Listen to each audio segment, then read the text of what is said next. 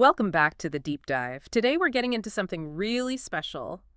Hungarian Chicken Paprikash, or Paprikás Csirke, if I'm saying that right. You are, and it's so much more than just comfort food, isn't it? It's like a piece of history in a bowl. Exactly. It feels like a whole cultural story wrapped up in this one uh, deceptively simple dish. Well, our mission today is to really unpack that. We're Yeah. going beyond the recipe itself. We want to get at the history, the cultural weight it carries. And maybe most importantly for you listening, those little kitchen secrets, the techniques that take it from just good to wow. Yeah, the non-negotiables. The things that seasoned cooks know make all the difference. Okay, so the sources you sent over cover quite a bit. The history, the key ingredients like paprika, obviously, and that slow cooking aspect, plus these specific tips. Right. Plenty to dig into. So let's start with the history then. To really get this dish, where do we begin? You mentioned the 18th century. Yeah, the dish, as we sort of recognize it, starts emerging around then. But you can't talk about paprikash without talking about paprika itself, the spice. Ah, right, the chili peppers. They came from the New World, didn't they? Like 16th century. Exactly. Columbus, the explorers, they brought them back. But, for a while they were just ornamental plants. Yeah. Or used fresh, maybe. Ah. Not the dried spice we think of. Okay, so how did that happen? When did it become paprika? The powder? Well, that's where the Hungarians really took the lead. They weren't just growing chili peppers.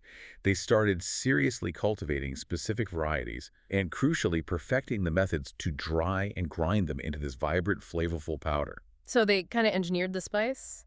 You could say that. They focused on it, refined it, and that's how paprika went from being just another imported novelty to basically the cornerstone of their entire national cuisine. It's fundamental. And the dish, paprikash, started out pretty basic, I gather. The sources mention peasant stews. Oh, absolutely. Very humble origins.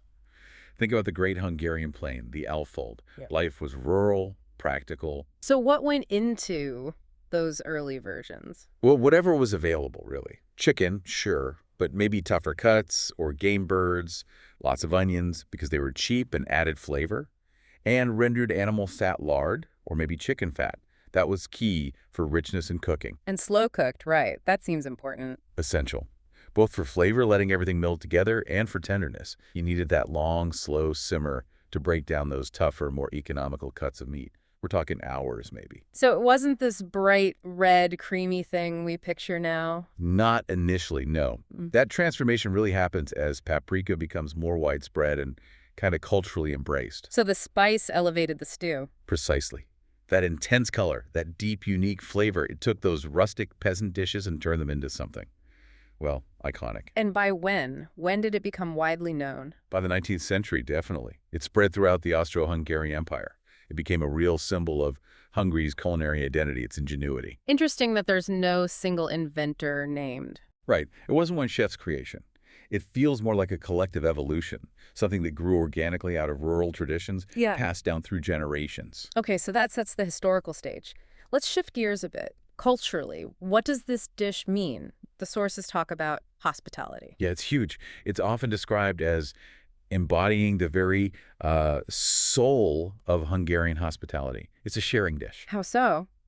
Because it's served family style? Partly, but also because making it properly takes time. That slow cooking we mentioned, it's an investment. It signals care, generosity. It's not fast food. It's intentional. I get that. So when it shows up at the table? It's often the centerpiece, yeah.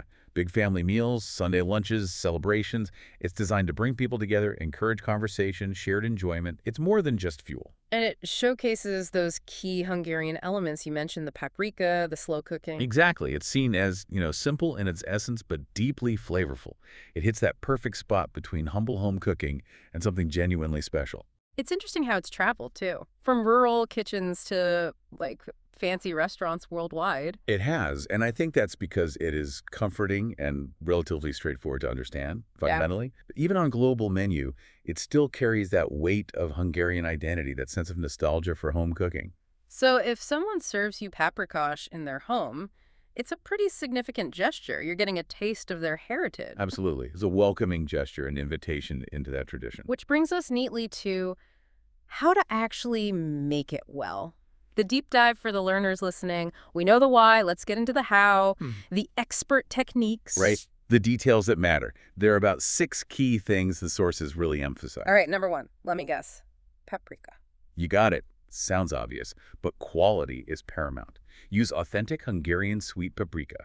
That's where the signature sweetness and subtle smokiness comes from. Authentic Hungarian. Got it. What about freshness? Does it really matter if the tin's been open a while? Oh, massively. The sources are clear on this.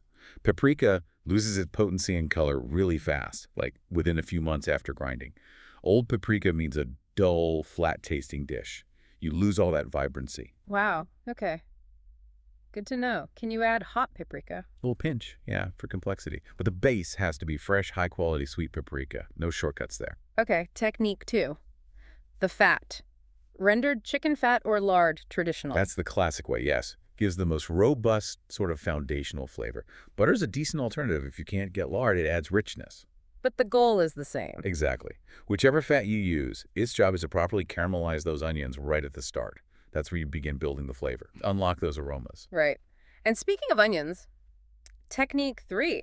This one sounds intense. As much onion by weight as chicken. Seriously. Seriously. Yeah. It sounds like a crazy amount. I know. Lots of chopping.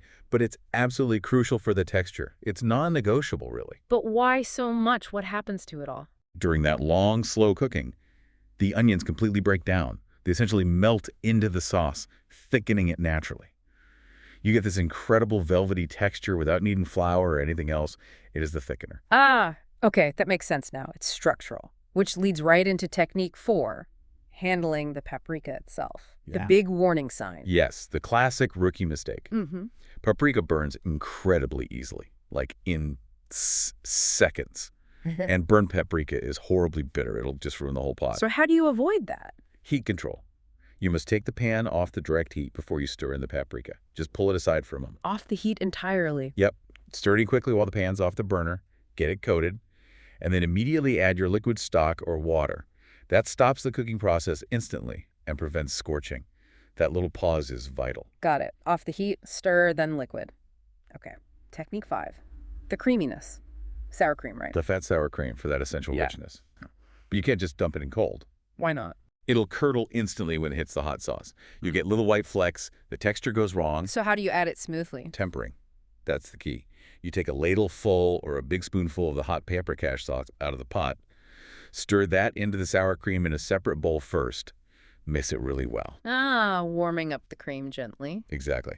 It raises the temperature of the cream slowly so it's not such a shock. Then you stir that warmed up mixture back into the main pot. Smooth, seamless, no curdling. Clever. Okay, and finally, technique 6. Serving it right. The sources mention no kidley. Yes, no kiddly. They're like little Hungarian dumplings. Soft, eggy. Maybe similar to German spätzle, if people know those. And why are they the traditional choice? They're just the perfect vehicle for the sauce. Their shape, their soft texture, they soak up every last bit of that rich, flavorful Paprikás gravy. It's the ideal pairing. Are there alternatives? Sure, boiled potatoes work, rice, even just good bread. But for the full, authentic experience, no kidley is the way to go. Wow. Okay, so putting it all together, that's quite a journey. From an 18th century peasant stew driven by necessity, Yeah, built around this one amazing spice that Hungarians mastered. evolving into this globally recognized dish that's still so tied to national identity and home cooking. And what this deep dive really shows, I think, is how much hidden sophistication there is in seemingly simple comfort food. Right. It's not just throwing things in a pot. Not at all. You need to understand, the chemistry of onions breaking down, the physics of tempering cream, the precise handling of the paprika. These techniques were refined over generations. It's culinary knowledge passed down. Taking basic ingredients rendered fat, onions, chicken, and turning them into something celebrated worldwide. Exactly. It's a remarkable transformation. So here's something to think about for you listening. Consider that trajectory. A dish born from the humblest beginnings, out on the rural plains, using the most basic economical ingredients available, and it becomes this huge symbol of a nation's sophisticated food culture. How many other dishes, maybe ones you grew up with, started as simple peasant food but now carry that kind of deep cultural meaning and global recognition? What's the paprikash equivalent in other cuisines? Something to chew on.